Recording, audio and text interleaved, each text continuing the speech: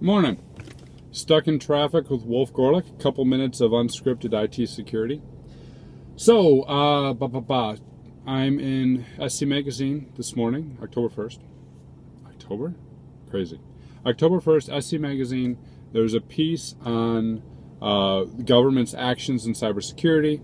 I'm one of the experts that chimed in. Two things about that. One is that, of course, there's this new NIST cybersecurity framework, which is pretty interesting to me. I'm starting to dig into that a little bit deeper.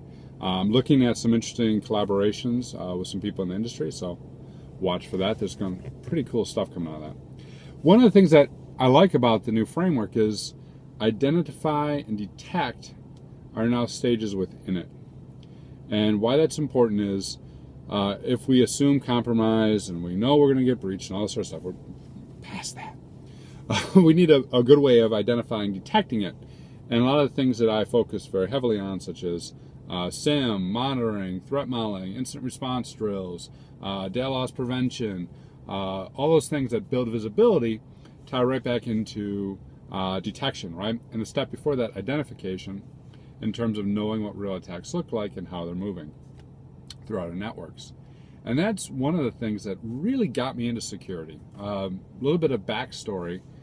When I was at the financial services firm, one of the reasons I got involved with B-Sides and started hosting ISAC meetings and hanging out with hackers was because it dawned on me, hey, I know what good IT operations look like. I can pull a book on that, right? I know what good software development looks like. I can talk to some experts on that. I don't really know what a real attack looks like. I don't really know what criminal activity looks like in my network. And because of our controls and how infrequent those attacks are, we don't have much opportunity to really get exposed to those things, thankfully. So I started getting involved with security groups. I started getting involved with communities, and I joined ISAC, the Information Sharing Association Center or something like that. Information Sharing and Analysis Center. ISAC is the financial version of that, where they share out all sorts of information all the time about common attacks. It's very high level. So I complemented that with the security community. Very high level. Here's what's going on. Here's a new threat and whatnot. Also, what was nice about that is it aggregates from a whole bunch of other sites. So practitioners in the field will be like, why do I need an ISAC? I can just read the blog or have RSS or watch Twitter, which is great. That works. But you don't want to be going to the board of directors or your peers in the industry and going, yeah, I saw this tweet by jaded so-and-so, and he says, watch out for this type of attack. They're going, what?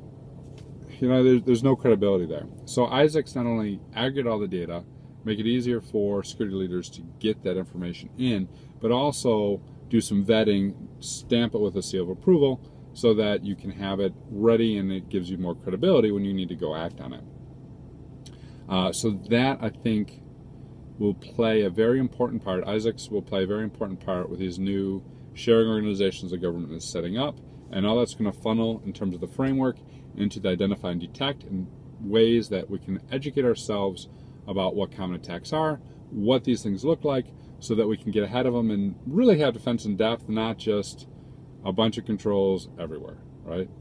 And that would be a very good thing. So if you're not an ISAC, check it out, see which one's available to you.